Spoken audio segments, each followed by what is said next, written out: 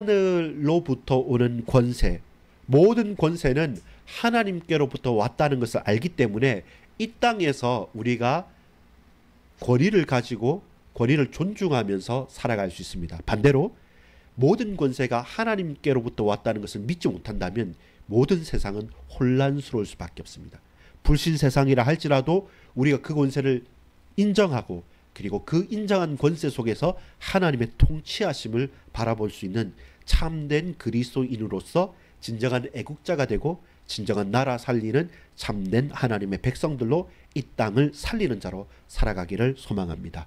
아버지 하나님, 우리가 순종해야 됩니까? 아니면 불순종해야 됩니까?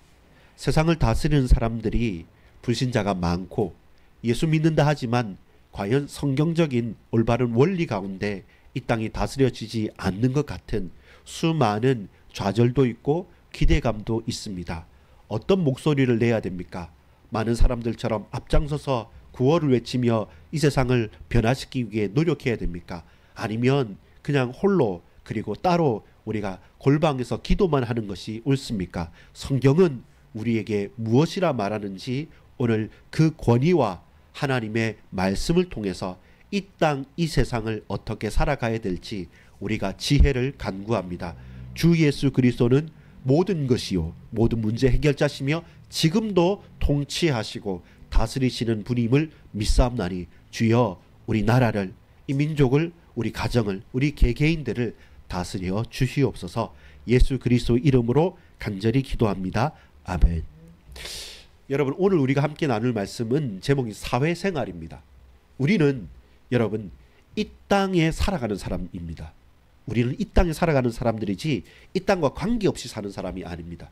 주로 잘못된 오해가 되는 잘못된 종말론자들 같은 경우에는 이 땅이 악하고 이 땅은 필요 없다라고 하면서 전부 다 재산과 싹 다 학교도 가지 말고 자 우리 휴거하자라고 하는 게 1992년도에 다미성교회라고 해서 대한민국뿐만 아니라 각각 시대마다 그런 불건전한 종말론자들이 많이 있었습니다. 그럼에도 불구하고 성경은 이 세상이 근본적으로는 하나님 떠났기 때문에 악하다는 사실을 전제합니다.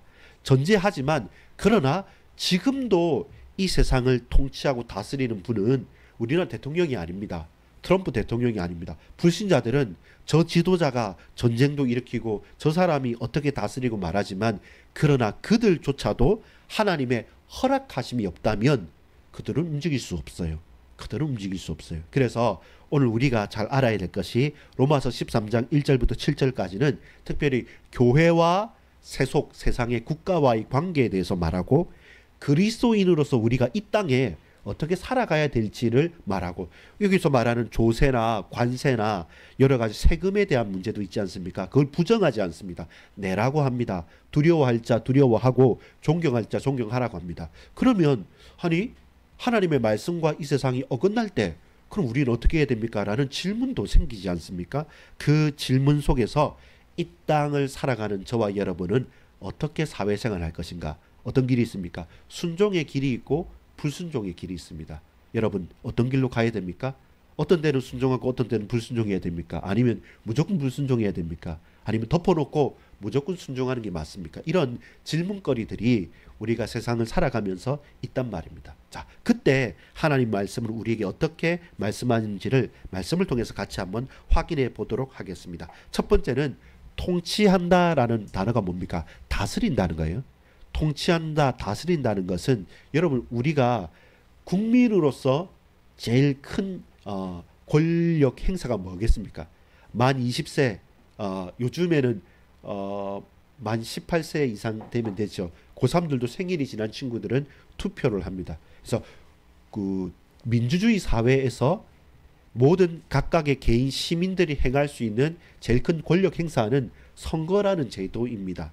그래서 사람이 이렇게 많기 때문에 우리를 대신해서 대표를 뽑는 게 선거죠. 그래서 그 대표에게 우리의 권한을 대임합니다. 위임해서 더 잘 통치해달라, 다스려달라라는 그 약속을 서로가 맺은 거죠. 그래서 독재 국가가 아닙니다. 우리나라는 자유민주주의 국가입니다. 그런 제도 속에 있어서 그 제도를 저와 여러분은 하나님도 알고 계신다 하나님도 허락하셨다라는 그 근거 속에서 인정을 하는 겁니다. 그걸 무조건 부정하진 않아요. 자, 그렇다면 통치라는 것은 다스림이에요. 다스림이 뭡니까? 이 하나의 조직만 있어도 가정에서 이 가장 부모님이 있고 자녀들이 있지 않습니까? 자녀들이 아무리 뭐 답답해도 미성년자인 이상 부모님의 다스림을 받는 것이 그 조직이 건강한 겁니다. 분명히 필요한 일이 있어요. 이것처럼 통치라는 것은 리더십입니다. 힘을 어떤 결정을 행하는 힘과 다스림이란 말입니다. 근데 성경은 그 통치에 대해서 인정합니다. 자, 볼까요? 1절입니다. 각 사람 위에 있는 권세들에게 복종하라. 사람 아래에 있지 않습니다. 내 아래에서 뭐라 외치면 할 필요 없잖아요. 그러나 내가 하기 싫지만 억지로이지만 해야 되는 것은 뭡니까? 이 권세가 나보다 위에 있어요. 나보다 위에서 나에게 명령을 하면 그 말을 들어야 될 것 같은 거예요. 마찬가지입니다. 학생들이 수업을 받을 때, 여러분 그 수업 받을 때 갑자기 친구가 노래 부르거나 갑자기 막 뛰어다니거나 그러면 선생님께서 제지시킵니다. 조용히 해라고 하고 떠들지 말라고 하고 자리에 앉으라고 말하면 우리는 어떻게 해야 됩니까? 앉아야 돼요. 마찬가지입니다. 아까 그 교통 경찰이 있지는 않았지만 제가 신호가 좀 애매할 때 노란불이 깜빡거릴라 할 때 들어섰는데 노란불이 돼서 지나가니까 혜경이 엄마가 이거 안 걸리나 이렇게 말하는데, 만약에 그렇게 지나갔을 때 애매한 가운데 지나갔잖아요. 근데 교통경찰관이 있어서 가지고 저보고 서라 하면 나는 이미 내 논리는 들어섰을 때 노란불이었기 때문에 교차로에서 그냥 갔다라고 가면 안 되는 거예요. 그 권위는 교통경찰관한테 있기 때문에 그 시시비비는 나중에 따지더라도 교통경찰관이 호루라기를 불고 멈춰라 이렇게 하면 전 멈춰야 되는 것이에요. 그게 뭐냐면 다스림에 대한 통치입니다. 위에 있는 권세에 복종하는 것입니다. 자, 이것은 여러분 그냥 이해해보면 그렇다, 그런 것 같다라고 충분히 이해할 수 있어요. 왜냐하면 통치라는 것은요, 개인의 자유보다 사회의 질서와 자유에 대해서 내가 싫어하는 것, 다른 사람이 싫어하는 거에 대해서 내가 조금 참아야 되는, 불편할 수 있고 조금 참아야 되는 것을 인정하는 거예요. 나 개인보다는 더 큰 세상과 사회를 인정하겠다는 것입니다. 내가 기분 나쁘다고요, 사람을 때리거나 살인하면 그 사람은 처벌을 받습니다. 그게 약속이라는 거잖아요. 그래서 통치, 다스림 자체가 개인의 자유를 최대한 보장하는 건 아닙니다. 그걸 양보하고 전체를 위해서 내 권한을 위임한 겁니다. 이게 통치인데요. 그래서 그 권한을 위임했기 때문에 우리는 어떻게 합니까? 복종하는 것이죠. 그 말에, 그 행위에, 그 지시에 따르는 것이죠. 이것을 성경은 분명히 말하고 있습니다. 말하고 있는데 문제는 뭡니까? 딱 이제 구분되는 게 있어요. 뭘로 구분되냐면, 세상은 이 리더십, 이 힘의 권세를 어디에서 찾냐면 사람들에게서 찾아요. 사람의 약속인 거예요. 우리가 투표하고 우리가 서로 합의해가지고, 자, 우리가 이런 일이 있으니까 지도자를 뽑아서 하자, 혹은 뭐 제일 똑똑한 사람이, 혹은 제일 힘센 사람이 왕을 하자, 이렇게 과거에 사람의 약속이라고 보지만, 근데 성경은 뭐라고 하냐면 아니라고 말합니다.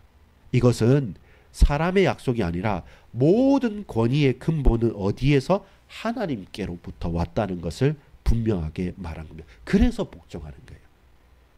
사람이 권위가 된다면, 똑똑한 사람 기준으로 생긴다면, 그보다 더 똑똑한 사람이 만약에 나타난다, 그럼 그걸 다 허물어 버려야 돼요. 싸움 잘하는 사람이 만약에 여러분 깡패 집단에서 싸움 잘하는 사람이 두목이 되면 언제든지 더 싸움 잘하는 친구가 와서 이기면 그건 또 바뀌어야 되는 거죠. 그만큼 사람이 쌓아가는 제도는 약점이 있어요. 그때 막 바뀌어요. 근데 모든 권위의 최종적인 기준을 우리는요, 하나님께 두는 겁니다. 그 권위의 하나님께서 지금 잠시 이 땅에 이 불신왕을 인정하는 겁니다. 우리가 성경의 역사를 보면 그래요. 누굽니까? 이방왕인데 고레스 왕이 메데파사의 모든 나라들을 다스리면서 고레스 왕이 딱 일어나면서 바벨론을 무너뜨린 거예요. 근데 그 고레스 왕이 처음부터 나는 하나님을 알기 때문에 저 바벨론을 무너뜨리고 저 유다 백성들을 보내겠다, 이런 게 아니었습니다.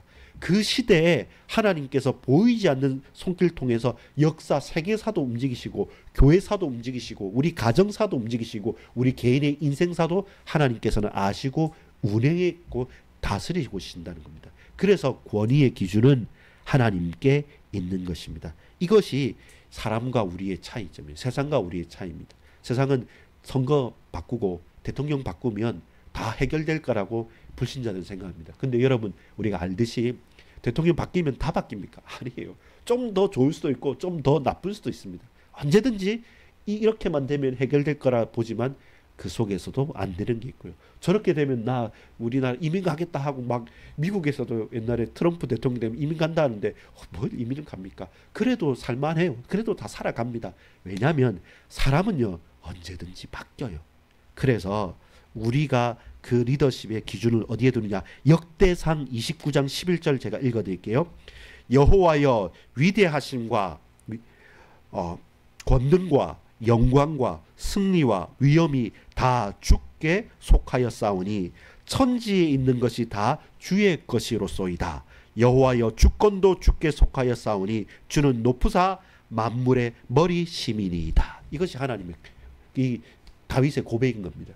하나님은 모든 것 되시고 모든 것이 하나님께로부터 왔고 다 주의 것이고 그래서 만물의 머리가 되신다. 이 가운데 우리가 살아가고 있는 겁니다. 그러면 불신자 왕도 불신자 대통령도 결국은 하나님의 통치 속에 그들은 통치하고 있는 겁니다. 인정하든 하지 않든. 그래서 우리는 결국 뭡니까?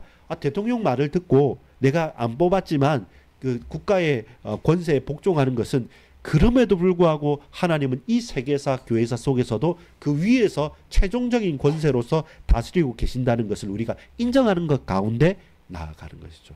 이게 그 기원, 그 기초를 어디에 두느냐가 살아가는 삶의 관점이 다른 겁니다. 그래서 우리는요 꼭 야당이다 여당이다 이게 문제가 안 됩니다. 그럼에도 불구하고 하나님 선하신 손 가운데 이 나라를 붙들어 주시고 복음 전하고 세계 선교할 수 있도록 이민족을 주장해 주시고 들어서 주십시오. 그 가운데 대통령도 있고 그 가운데 국회의원도 있고 그 가운데 하다못해 각각의 그 지도자들이 있지 않습니까? 주님 너무 무너지지 않도록 그렇다고 너무 교만하지 않도록 하나님께서 강하게 붙들어 달라고 우리는 기도할 수 있는 것이죠. 그래서 그 앞에 서 있는 지도자를 넘어서서 하나님께 그 위정자를 위해서 기도할 수 있는 거죠. 그러면 진정한 애국자가 될 수도 있는 것이죠. 이게 우리가 바라봐야 될 관점입니다. 자, 그 예가 어떤 거냐면요. 빌라도 총독이 예수님을 십자가에 달게 해달라는 유대인들 그 종교 지도자들의 명을 할 때 계속 이제 빌라도 총독이 재판을 할 거지 않습니까? 그러면 피고가 있고 원고가 있고 막 이렇게 상소를 하니까 근데 예수님께서 아무 말씀을 안 하세요. 아무 말씀 안 하시니까 요한복음 19장 10절에 보면 내가 너를 놓을 권한도 있고 십자가에 못 박을 권한도 있는 줄 알지 못하느냐. 이게 누구의 말이에요? 빌라도의 말이었어요. 내가 총독인데 진짜 기분 나쁘면 너 십자가 단다 이렇게 말하는데 예수님은요 놀랍게 요한복음 19장 11절에 뭐라 말씀하십니까? 위에서 주지 아니하였더라면 나를 해할 권한이 없었으리니 그러므로 나를 내게 넘겨준 자의 죄는 더 크다 하니라. 예수님께서 다르게 말합니다. 그래?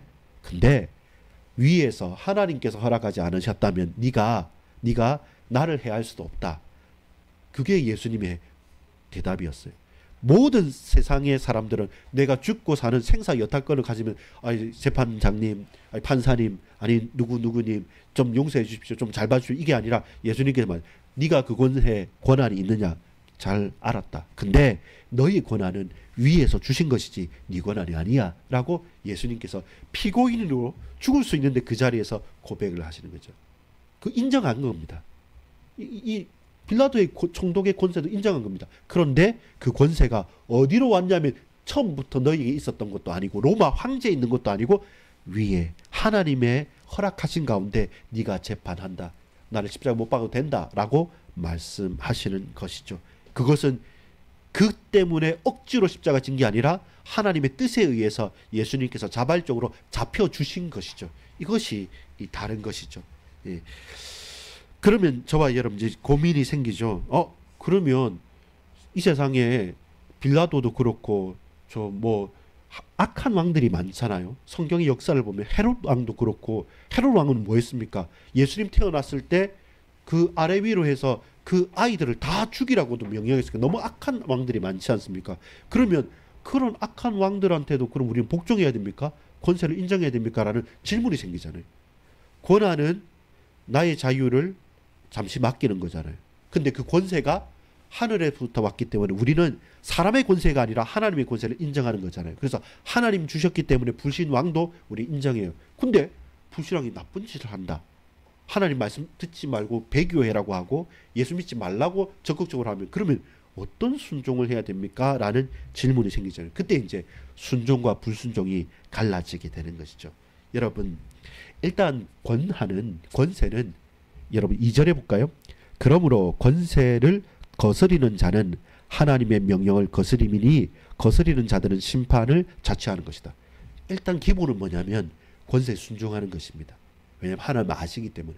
우리는 잘 모르지만 하나님은 불신자라고 하고 세상이라 할지라도 하나님 손에 있기 때문에 그걸 인정하는 겁니다. 문제는 뭐냐면 이제 저와 여러분이 잘 알아야 될 게 바로 그 권세자들에게 있습니다. 3절에 볼까요? 다스리는 자들은 선한 일에 대하여 두려움이 되지 않고 악한 일에 대하여 되나니 네가 권세를 두려워하지 아니하려느냐 선을 행하라 그리하면 그에게 칭찬을 받으리라.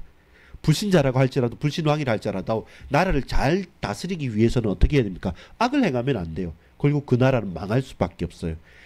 위대한 왕이나 위대한 성군은 어떻습니까? 세종대왕님이나 이렇게 우리가 위대한 왕들을 딱 해보면 뭐 부정을 하거나 혹은 사람을 괴롭히거나 한 것이 아니라 사랑하는 마음으로 한글도 만들고 뭐 여러 가지 발명품도 만들고 또 많은 개혁도 많이 했잖아요. 결국 왕과 지도자가 선하고 착한 일을 하고 잘 다스리려고 한다면 결국 하나님 앞에서도 하나님의 말씀을 지킬 수밖에 없는 거예요. 알지 못하고도 그 방향으로 가게 되는 거예요. 문제는 뭐냐면 두려워하는 게 뭐 때문에? 악한 일을 행하기 때문에 두려워하는 거예요.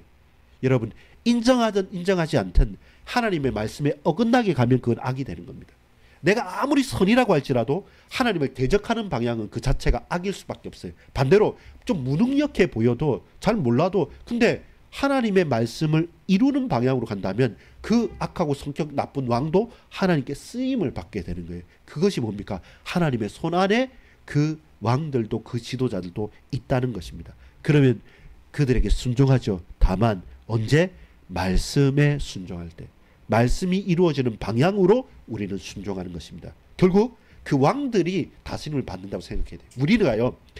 그 대통령이나 국회의원이나 그 위정자들, 우리 지도자들에게 순종하는 것이 아니라 그들에게 권세를 허락하신 하나님께 우리는 순종하는 거예요. 근데 그들이 말씀을 거부한다 그러면 하나님께서 그들을 버리시거나 하나님께서 그들을 바꾸어 가시기 때문에 우리는 그때는 순교하는 거죠. 초대교회에 왜 순교를 했습니까? 왜 일제시대나 왜 그 이전에 많은 순교자들이 있었습니까? 순교자들은 국가에서 하지 말라는 일을 안 한 게 아니라 했던 거예요. 복음 전하지 말라. 예수 옛자도 말하지 말라.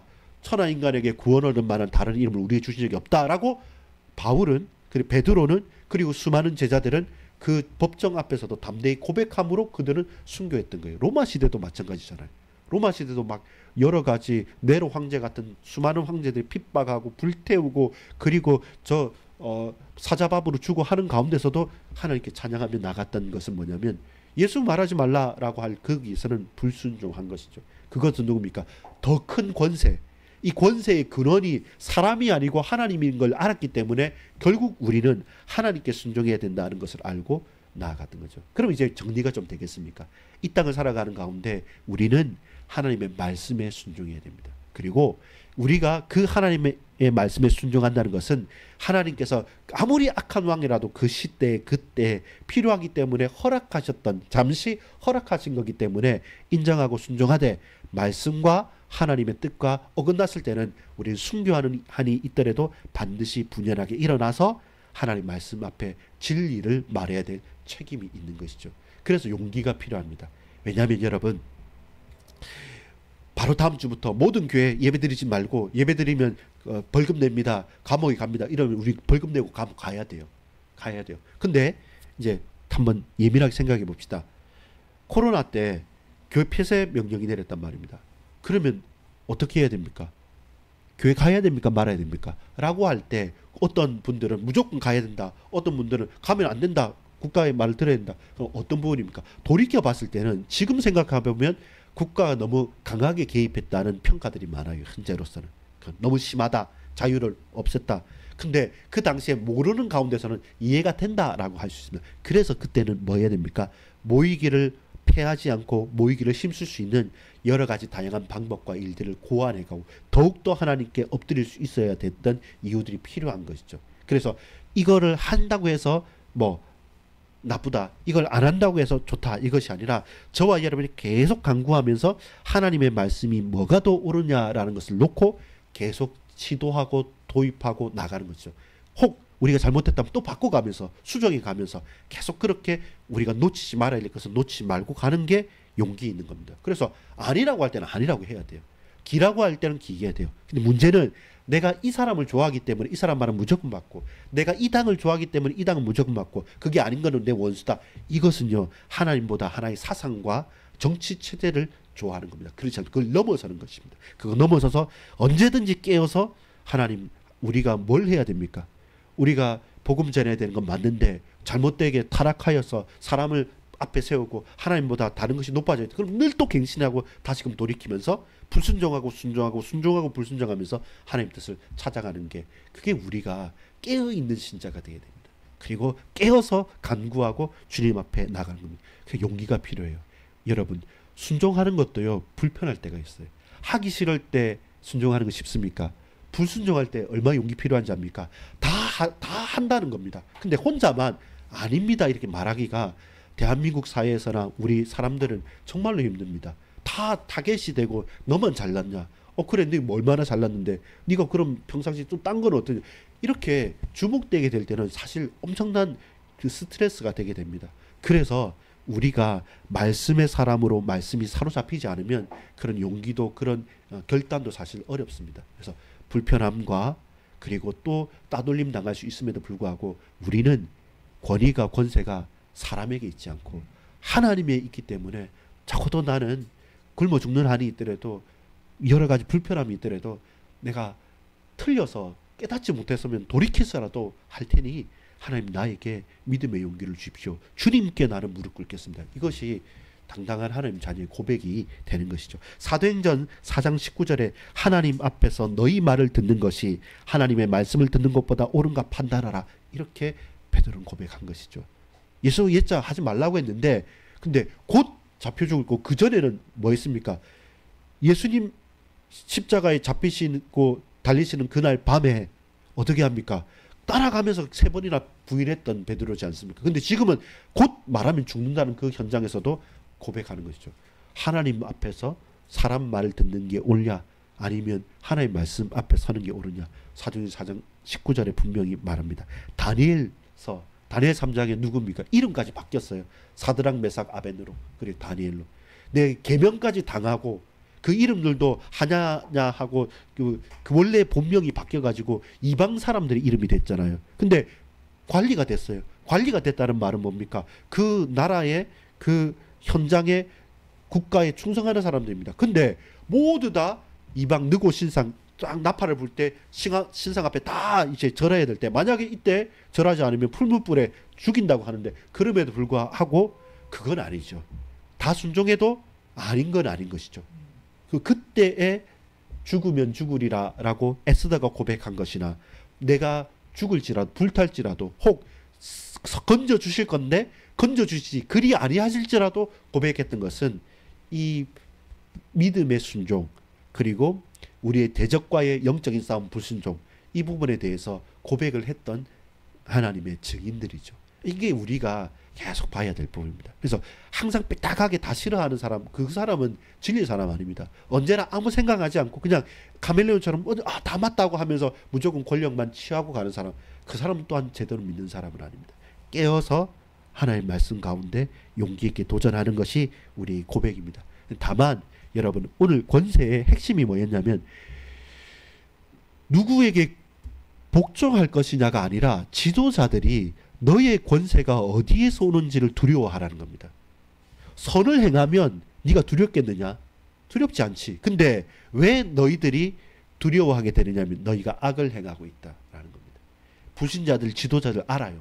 이게 나를 위한 건지 국가를 위한 건지 백성을 위한 건지 압니다. 알면서도 타락의 길을 가고 알면서도 눈을 감고 자기의 권력을 휘두르는 것입니다. 그게 독재국가나 그게 하나님 떠난 그 지도자들의 타락한 모습이죠. 자, 마태복음 5장 16절에 보면 이같이 너희 빛이 사람 앞에 비치게 하여 그들로 착한 행실을 보고 하늘에 계신 너희 아버지께 영광을 돌리게 하라. 이것이 뭡니까? 우리가 해야 될 것이. 결국 뭡니까? 죽는 한이 있더라도 빛과 소금같이 빛나고 그리고 썩어 없어져 주면 그 소금이 염분이 썩지 않게 만들고 그 빛이 어둠을 몰아내게 만드는 것이 결국 아무 힘없어 보이지만 예수 생명, 예수 능력 가진 저와 여러분이 이 땅에서 우리가 해야 될 역할이죠. 여러분, 로마서 13장 4절에 볼까요? 시작. 그는 하나님의 사역자가 되어 내게 선을 베푸는 자니라. 그러나 네가 악을 행하거든 두려워하라. 그가 공연히 칼을 가지지 아니하였으니 곧 하나님의 사역자가 되어 악을 행하는 자에게 진노하심을 따라 봉하는 자니라. 하나님의 사역자가 있다는 겁니다. 하나님의 사역자가 누굽니까? 주 예수 그리스도께서 하나님의 사역자 역할을 하는 것이죠. 예수 그리스도 안에서 또한 우리가 하나님의 사역자의 역할을 위임받아서 이제 우리의 현장에서 선과 악을 판단하면서 하나님 말씀을 지키면서 걸어가는 것이죠. 그렇기 때문에 우리는 하나님 앞에 하나님을 경외하고 두려워하지 이 세상 사람을 두려워하는 것이 아닙니다. 그래서 세상 사람들의 위정자들이여 너희들은 악을 행할 때 두려워해라. 선을 행하면 왜 두려워하겠느냐. 너희들이 악을 행할 때 하나님의 사역자가 너희를 재판할 것이다. 너희는 그를 두려워하라 라고 말씀하는 것입니다. 여러분, 그게 우리 하나님의 자녀 그리스도인 저와 여러분에게 한 단어로 생각하자면 뭔지 압니까? 그게 믿는 자들의 양심입니다. 그리스도인의 양심입니다. 양심에 털난 놈 이렇게 말하죠. 우리의 양심이 깨끗하고 순전한 것은 무엇입니까? 하나님께서 우리를 인정하시고 보호하시고 지켜주신다는 겁니다. 그래서 사람의 지키심과 사람의 보호하심 앞에 그 두려움 앞에 무릎 꿇는 것이 아니라 그 두려움이 있을지라도 나는 하나님 앞에 섰다 그러면서 우리의 신앙의 정절 양심을 지키는 것이죠. 그것이 뭘로 표현됩니까? 하나님의 사랑으로 우리에게 다가오는 것이죠. 하나님의 큰 사랑을 받았고 그 사랑 받은 내가 이 세상 앞에서 두려워서 떨면서 하나님을 저버리지 않도록 주여 이 큰 은혜와 사랑을 내가 받았기 때문에 이제 나는 그리스도의 양심을 다 가지고 또한 이 받은 만큼 이 땅에 베풀면서 가겠습니다 라는 믿음의 고백인 것이죠. 그 양심이 우리를 지키는 것입니다. 안 그러면 여러분 약합니다. 정말로 약합니다. 그 체력이 좋다, 힘이 세다라는 게 아니라 권력을 맛보고 권력을 가진 사람일수록 나보다 더 큰 권력 앞에 너무나도 비굴해요. 너무나도 약해요. 강한 자에게 너무 약하고 약한 자에게 너무 강한 것, 그렇게 비참하게 비굴하고 정말로 초라하게 인생을 살 수밖에 없기 때문에 우리는 누구입니까? 우리는 양심을 가진 자입니다. 13장 5절에 그러므로 복종하지 아니할 수 없으니 진노 때문에 할 것이 아니라 양심을 따라 할 것이라. 왜 복종하지 않습니까? 이거 겁나고 진노가 임할 것 싶어서 두려워하면서 따는 게 아니라 양심을 가지고 내가 불편하지만 부족하지만 이건 하나님 뜻이다. 그러면 양심을 가지고 다 아니라고 해도 나는 예 하는 것이고 다 기라고 해도 나는 아니요라고 말할 수 있는 것은 하나님 앞에서 그리스도인의 양심을 따라서 하는 거죠. 두려워서 혹은 진노 때문에 아닙니다. 비록 진노와 두려움이 있다 할지라도 양심을 따라서 하는 것이죠. 그러면 6절 7절 이제 우리의 실천이 되죠. 6절에 너희가 조세를 바치는 것도 이로 말미암음이라. 그들이 하나님의 일꾼이 되어 바로 이 일을 항상 힘쓰니라. 하나님 손에 있단 말입니다. 모든 자에게 줄 것을 주되 조세를 받을 자에게 조세를 바치고 권세를 받을 자에게 관세를 바치고 두려워할 자를 두려워하며 존경할 자를 존경하라. 이것이 우리의 신앙생활 혹은 사회생활이 나누어지는 것이 아닙니다. 이 사회생활 너무 힘드니까 절에 들어가는 것처럼 복잡해하고 우리끼리만 이렇게 하는 게 아닙니다. 우리는 세금 낼 건 세금 냅니다. 그러면서 하나님께 헌금도 드리는 겁니다. 아깝습니까? 안 될 것 같습니까? 하나님은 이 땅도 그 지도자들도 다스리지만 우리 인생 전체 나라를 다스리는 분, 그걸 알기 때문에 그래서 우리는 이 세상에서 담대하게 당당하게 가는 거죠. 여러분, 돈이 없는 것이지 진짜 우리가 자존심이 없으니까 아닙니다. 하나님께서 우리에게 양심을 주셨고 그 양심대로 하나님의 사랑을 힘입어서 나아가는 것입니다. 그러면 여러분, 저와 여러분이 지도자의 위치에 우리가 올라가도 우리가 타락하지 않죠. 하나님 버리지 않습니다. 사람을 두려워하거나 더러운 이익을 원해서 눈을 감고 잠시 신앙을 내려놓고 내 마음대로 살고 타락하여서 끝이 비참한 자가 아니라 깨어서 양심대로 간구하면서 하나님의 예민한 성령의 인도를 쫓아서 끝까지 쓰임받는 충성된 자로서 이 세상의 빛과 소금된 자로서 나아갈 수 있는 겁니다. 그게 우리 믿는 자들의 사회생활입니다. 그러면 여러분 기억나십니까? 다니엘을 송사할 때 어떻게 했습니까? 도저히 틈이 없는 거죠. 어떻게라도 한번 꼬투리 잡아보려고 하는데 그 모든 사람들이 다 꼬투리를 잡는데 다니엘에게 뭐라고 평가합니까?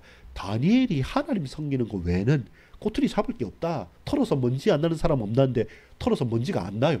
오로지 하나. 그래서 영적인 싸움이 된 것이고, 그래서 그 신앙과 영적 싸움은 반드시 승리하는 싸움이잖아요. 그것이 우리의 싸움이길 소망합니다.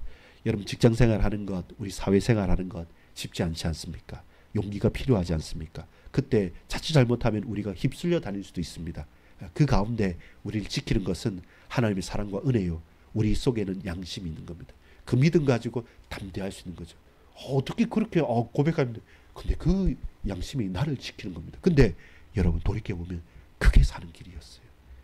막 사람들 소리나 내 유익대로 가는 게 아니라 결국 믿음은 지키고 내 신앙의 양심 따라서 사는 것이 그게 사는 길이고, 그게 우리 후대가 사는 길이고, 그게 우리 교회가 결국 부흥하고 살아가는 길이었습니다. 이거 알지 않습니까? 그렇다면 앞으로 그렇게 지켜갑시다.